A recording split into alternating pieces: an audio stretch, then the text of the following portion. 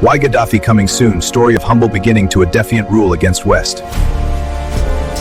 The debate में आपका स्वागत है। मुअम्मर गद्दाफी पश्चिम की नजरों में एक बेरहम तानाशाह और आतंकवादी, लेकिन कुछ लोगों के लिए एक क्रांतिकारी जिसने अपने देश को अफ्रीका के सबसे अमीर देशों में से एक बना दिया। तो आज सवाल ये है कि अमेरिका और यूरोप ने दशकों तक गद्दाफी का इतनी शिद्दत से विरोध क्यों किया। यह चर्चा मोहम्मद आसिफ सिद्दीकी की किताब वाय गद्दाफी पर आधारित है। मेरे हिसाब से यह विरोध गद्दाफी के फैलाए आतंकवाद और मानवाधिकारों के हनन की एक सीधी प्रतिक्रिया थी। और मैं मानता हूं कि इस दुश्मनी की असली जड़ गद्दाफी की आर्थिक और वैचारिक बगावत में थी, जिसने सीधे तौर पर पश्चिमी ताकतों के हितों को चुनौती दी। देखिए, मेरा मानना है कि पश्चिम का जो रवैया था वो बिल्कुल सही था, क्योंकि गद्दाफी ने सीधे सीधे पश्चिमी नागरिकों और उनकी सुरक्षा को निशाना बनाया। पैन एम फ्लाइट 103 पर लॉकरबी में हुआ बम धमाका, जिसमें 270 लोग मारे गए, वो उनके शासन ने ही करवाया। उन्होंने IRA को विस्फोटक सप्लाई किए और बर्लिन के उस डिस्कोथेक पर हमला करवाया जहां अमेरिकी सैनिक मौजूद थे।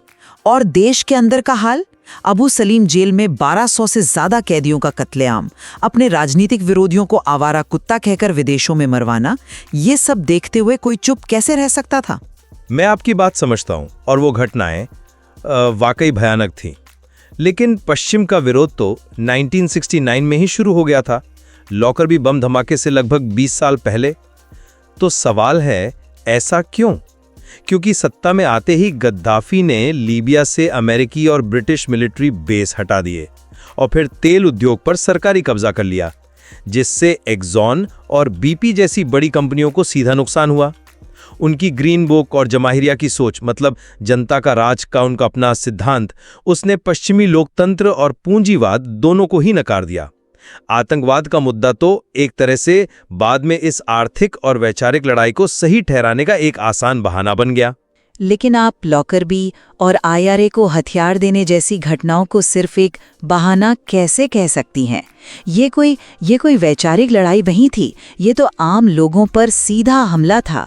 जब आपके नागरिक मारे जा रहे हों तो क्या कोई भी देश इसे नजरअंदाज कर सकता है? बिल्कुल नहीं, और कोई भी देश चुप नहीं रह सकता, ये बात सही है। लेकिन सवाल यह है कि क्या नाराजगी की असली वजह यही थी? क्योंकि अगर ऐसा होता तो फिर 2003 में टोनी ब्लेयर ने गद्दाफी से उनके तंबू में जाकर हाथ क्यों मिलाया? ये तब हुआ जब गद्दाफी ने अपने खतरनाक हथियार बनाने का प्रोग्राम बंद कर दिया था। लीबिया में मानवाधिकार की हालत तो तब भी वैसी ही थी। सच तो यह है कि उस वक्त गद्दाफी पश्चिम के लिए काम के आदमी बन गए थे। हाँ, पर वो एक राजनीतिक समझौता था। इसका मतलब ये नहीं कि पश्चिम उनके पुराने गुनाहों को भूल गया था। उनकी जो जमाहिरिया व्यवस्था थी वो कहने को तो सीधे जनता का शासन था, लेकिन असल में ये एक आदमी की तानाशाही का मुखौटा थी। उनकी क्रांतिकारी समितियां किसी भी तरह के विरोध को कुचल देती थीं। ये सिर्फ विचारों का मतभेद नहीं था, ये एक दमनकारी शासन था जो अपने ही लोगों को मार रहा था और दुनिया भर में हिंसा फैला रहा था। पर क्या हम ये भूल सकते हैं कि उसी तानाशाही ने लीबिया को अफ्रीका के सबसे विकसित देशों में से एक बनाया? मुफ्त शिक्षा, मुफ्त स्वास्थ्य सेवा, ये सब भी तो था। उन्होंने अफ्रीकी संघ बनाने में मदद की और उन आंदोलनों का साथ दिया जिन्हें पश्चिम आतंकवादी कहता था। असल में पश्चिम ने गद्दाफी के उन कदमों का विरोध किया जिनसे उनके हितों को चोट पहुंची, ना कि उन कदमों का जिनसे लीबिया के लोगों का भला हुआ। 2011 में जो हमला हुआ वो भी नागरिकों की सुरक्षा के साथ साथ तेल और ताकत के बारे में भी था। तो आज की बातचीत के बाद भी मैं यही कहूंगी कि गद्दाफी के काम, चाहे वो अंतर्राष्ट्रीय आतंकवाद हो या अपने ही लोगों पर जुल्म, इतने गंभीर थे कि पश्चिम के पास जवाब देने के अलावा कोई और रास्ता नहीं था। ये खतरे असली थे और इन्हें अनदेखा नहीं किया जा सकता था। और मेरा मानना अब भी यही है कि पश्चिम के विरोध की असल वजह गद्दाफी की वो आर्थिक और वैचारिक चुनौती थी जो उन्होंने दुनिया के बने बनाए सिस्टम को दी थी। उनके हिंसक कामों ने उन्हें एक आसान निशाना जरूर बना दिया, लेकिन दुश्मनी की शुरुआत तो संसाधनों और दुनिया पर नियंत्रण की लड़ाई से ही हुई थी। ये साफ है कि गद्दाफी एक बहुत ही उलझे हुए किरदार थे। एक तरफ अपने लोगों का जीवन स्तर उठाने वाले, तो दूसरी तरफ एक क्रूर तानाशाह।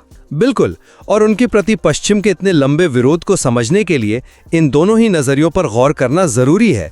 इस विषय में और भी बहुत कुछ है जो इस सामग्री में खोजा जा सकता है।